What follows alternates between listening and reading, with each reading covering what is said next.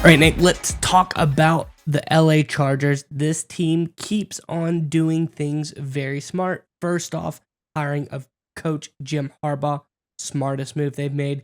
Then getting Joe Ortiz, GM, another smart move by the Chargers.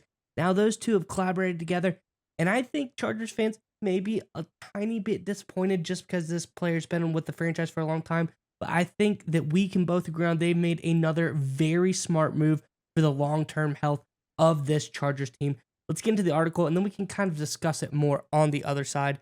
This is from NBC Sports. It says, a year after an offseason in which several top running backs complained they were underpaid, some of the NFL's best-known running backs will now have the chance to find out what they're worth in a free market.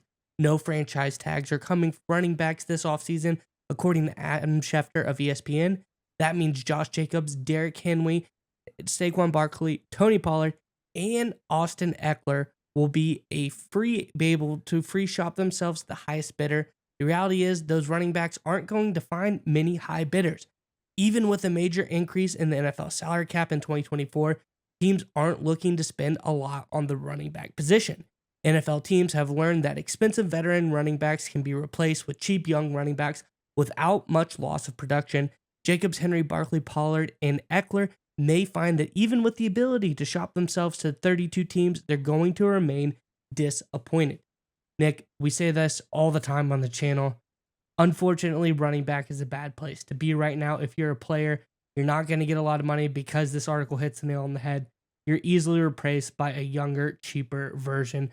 Curious what your thoughts are, Nick, but before we go there, Chargers fans, in the comments below, I know Eckler's been around a lot. I know he's done a lot for the franchise, but do you think this was the right decision? Not necessarily what you wanted them to do. Do you think this is the right decision by not franchising Ekeler? Let us know in the comment section below. But Nick, what are your thoughts on this move by the Chargers? So we're starting to see out of Los Angeles a lot of very sound business decisions. And it's like the oldest rule in investing, right? You buy an asset, you invest when the price is cheap, you sell when the price is high, right? Buy low and sell high. And running backs right now, there is not a price low enough to invest in a veteran running back. These are guys you can get quality players late rounds in the NFL draft. You can get backups very cheaply. Anything over really $6-7 million a year is way too much to spend at the running back position. The franchise tag was going to be around $14 million.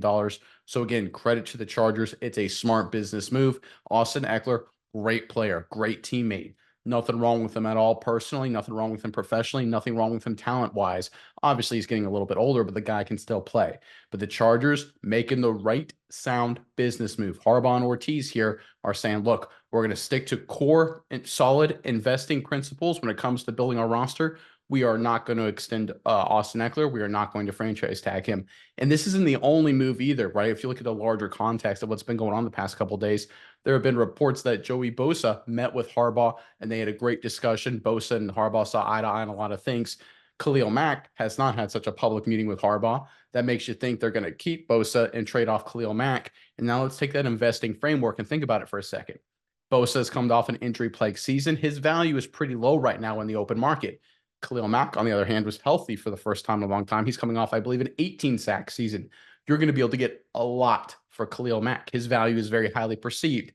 Again, buy low, sell high. Khalil Mack has a lot of value in the open market. Now's the time to sell him. Now's the time to trade him. You're going to get a lot more trading a Khalil Mack than you would for trading a Joey Bosa in this situation. It would also allow the Chargers to free up more salary cap space moving off of Khalil Mack rather than moving off of Bosa. So we're starting to see it with Ortiz and Harbaugh here. Sound strategy, really smart thinking. And we talk about it all the time on this channel. In the long run, smart thinking, smart roster management wins in the NFL, especially when you have a franchise quarterback. The Chargers have had the franchise quarterback in Herbert for a number of years now. Now we're starting to see smart roster management. Yeah, Nick, and we look at the running back position throughout this past season. We look at three premier running backs in the NFL. You look at Super Bowl champion Isaiah Pacheco, picked up in the 7th round, selection 252 overall by the Chiefs. You look at a guy in Baltimore who had kind of a breakout season before he got hurt. Keaton Mitchell did very good. Undrafted free agent at the running back position. Then another one, maybe a little bit higher up the list as far as draft stock, but Dameon Pierce for the Texans, really great 2 years ago, pretty good this past year.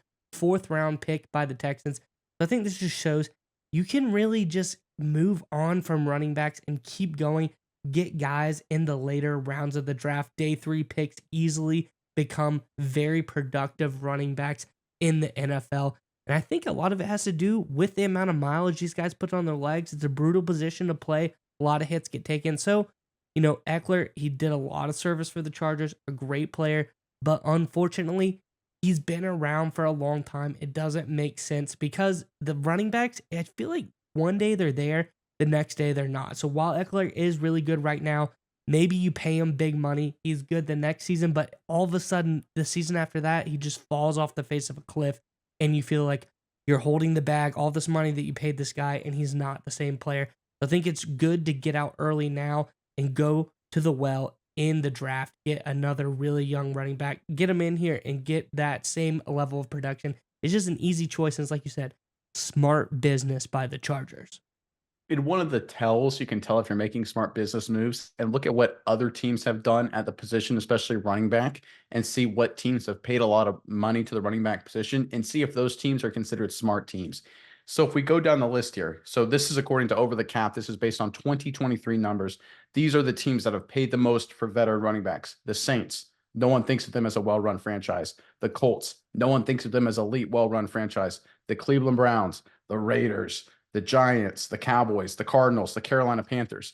Those are not franchises where people are like, yeah, they've got a really smart, rational, solid, investment-minded people at the top of the organization, right? And frankly, a lot of those organizations are losing organizations. Those are the teams that are spending a lot of money at the running back position. You don't want to do what those teams are. If you go to the bottom of the list here, you got a lot of really smart teams, right? You've got the Chiefs, right? You've got the Baltimore Ravens. You've got teams that are consistent winners that are doing the exact opposite. You don't want to be like the losers. You want to be like the winners. And that's what Harbaugh and Ortiz are doing in Los Angeles. And I think we're going to see a lot of really smart, business-savvy moves this offseason coming out of LA.